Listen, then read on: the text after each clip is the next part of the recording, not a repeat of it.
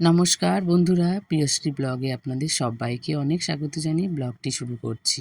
আজকে হচ্ছে মঙ্গলবার। তবে কি বলো তো, মঙ্গলবারে ভিডিওটা যেহেতু শ্যুট করেছি, কিন্তু মঙ্গলবারে আর তোমাদের সঙ্গে শেয়ার করা হবে না, সেটা বুধবারে করব।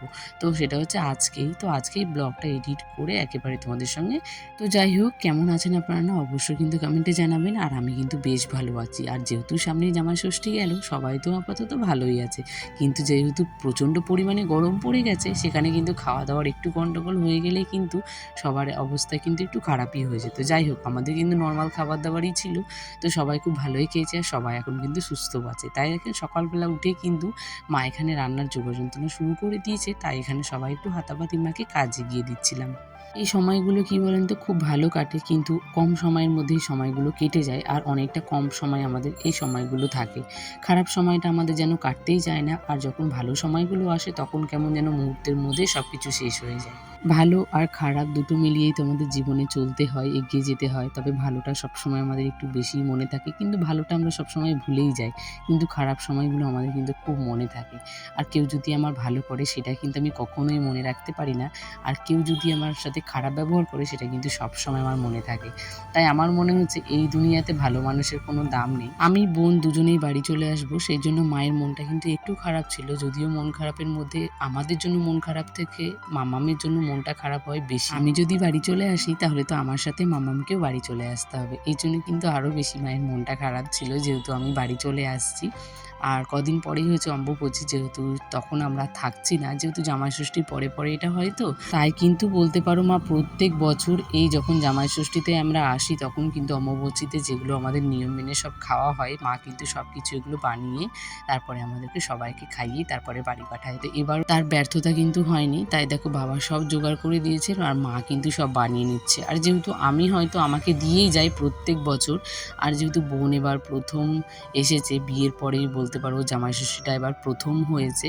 তো সেই উপলক্ষে তো আমার বোনের বর, ও তো বাইরে থাকে, তো আবার চলে যাবে, সেই জন্যই কিন্তু মা এবার আরও তাড়াতাড়ি বানিয়েছে, যেহেতু সবাই দুদিন ধরে খেতে পারে। যেহেতু এটা ষষ্ঠীর পরের দিনই বানিয়ে নিয়েছিল, প্রায় দুদিন ধরে আমরা খেয়েছিলাম। এত মজা করি, এত আনন্দ করি, তার মাঝখানে তোমাদের কোনো ভিডিও শেয়ার করতে পারি না, যেহেতু আমি কোনো কাজ করিনি এবার গিয়ে, তাই তোমাদের সঙ্গে কোনো ভিডিও শেয়ার করতে পারিনি। আর যেহেতু যারা আমার পুরনো ভিউয়ার্স আছে, তারা কিন্তু অবশ্যই জানো যে ওখানে গিয়ে আমি আগে অনেক দিন করে থাকতাম আর তোমাদের সঙ্গে বাপের বাড়ির ব্লগ শেয়ার করতাম। তো এখন যেহেতু আর থাকি না, তাই কোনো কাজ করাও হয় না, তাই তোমাদের সঙ্গে আর ব্লগও শেয়ার করা হয় না। আর এখন আমরা বাড়ির পথে বেরিয়ে পড়েছি, ট্রেনে চেপে গেছি। আর ট্রেনে প্রচুর ভিড় ছিল, আর বসার জায়গা ছিল না, যেহেতু জামাই ষষ্ঠীর দিন যখন আমরা সকালবেলা গেছি, সেই দিনও কিন্তু প্রচুর ভিড় ছিল ট্রেনে। আর এই ট্রেনে খুব একটা ভিড় দেখি না, কিন্তু আসার দিনও না প্রথমে না বসার জায়গায় পাইনি। তারপর দুটো স্টেশন আসার পরেই তারপরে কিন্তু বসার জায়গা পেয়েছি। তো মাম্মাম ওখানে ওর মিমির কাছে কী বক বক করছিল, আর আমার তো মাথাটা ভীষণভাবে যন্ত্রণা করছিল, কারণ ওই যে এত পরিমাণে গরম, তারপরে এই যে ট্রেনে বসার জায়গা পাইনি, দাঁড়িয়েছিলাম অনেকক্ষণ। আর মাম্মামকে আর ওর মিমিকে দুজনকে বসিয়ে দিয়েছিলাম, যেহেতু বোনের পাটা পুড়ে গেছে। তো আমি অনেকক্ষণ দাঁড়িয়েছিলাম, এই জন্য আমার আরও বেশি মাথা যন্ত্রণা হয়ে গেছিলো।